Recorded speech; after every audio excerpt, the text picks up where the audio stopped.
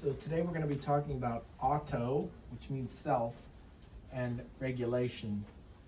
And autoregulation allows control of certain parameters within a range, but once you get above or below the autoregulatory thresholds, you'll have rapid decompensation. And so the best example that we have is blood flow against blood pressure. So normally, as you increase the blood pressure, the blood flow increases, but then over a very wide range of blood pressures, we have stable blood flow, either on the too low or the too high side. And that is mediated by autoregulatory phenomenon where we can either increase or decrease the size of the blood vessel. And so for hypertension, the thing that we're looking for is staying within the autoregulatory zone. In patients who have chronic disease, however, the curve is shifted over to the right. And the reason that's important to know is if someone has markedly elevated blood pressure, if we drop their blood pressure, even if it's within the what we would consider the normal range, if it gets too close to the threshold, they might get decompensation and get ischemia.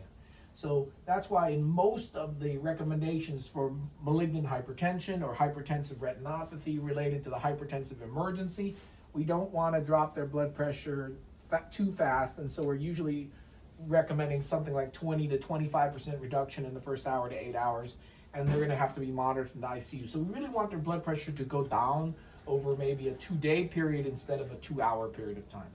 And the same thing happens in intraocular pressure as well. So when we have markedly elevated intraocular pressure, that's also going to affect the translaminar perfusion pressure. And so sometimes dropping the intraocular pressure down too low can cause a snuffing out of the optic nerve or a wipeout of the optic nerve. And so this has been reported in the literature as snuff or wipeout optic neuropathy. So the patient has glaucoma and they have a severe cup to disc ratio increase and a bad visual field, and then they go in for surgery, which is supposed to be helping them. So they have the trabeculectomy, and the acute lowering of the intraocular pressure too low drops them onto the steep side of the autoregulatory curve, and they end up with ischemic optic neuropathy after having the trab. And finally, the last pressure that we need to consider is intracranial pressure. So instead of it being blood pressure or IOP, it's ICP. And instead of blood flow alone, it's going to be cerebral blood flow and cerebral blood pressure, the mean arterial pressure. And so again, under normal conditions, we have autoregulatory control of the intracranial pressure and the mean arterial pressure. At the optic nerve head, because that's central nervous system, we also have autoregulatory mechanisms. So for example, in patients who have IIH, who have papilledema, they often have TVOs, which is transient visual obscuration. So if they get up too quickly, they get a few seconds of losing their vision. But it's that autoregulatory mechanism that allows the perfusion to return to the optic nerve head, and so they only have a transient visual obscuration. They don't fall down the ischemic slope of this line. However, if it's very, very high intracranial pressure and we lower it too quickly, either with surgery by taking out a tumor, or if we put a shunt in, that acute loss of the pressure, that delta, the change in the ICP, can lead to an equivalent phenomenon to glaucoma, where we have snuff or wipeout of the optic nerve function from superimposed ischemic optic neuropathy. And the setting that we see this in is in big brain tumors like frontal lobe lesions that are big and producing increased ICP papilledema.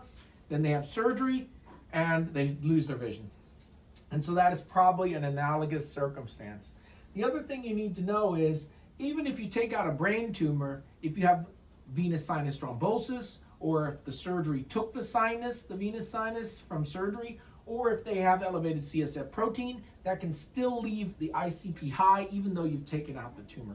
And so these are the mechanisms that we have to be thinking about when we are confronted with pressure-related phenomenon causing an acute ischemic event after lowering the pressure, whether it's lowering the blood pressure, lowering the intraocular pressure, or lowering the intracranial pressure. We should not do that too fast. If we do it too fast, the delta will be too great. That will drop the perfusion pressure of the optic nerve and lead to vision loss from ischemic optic neuropathy.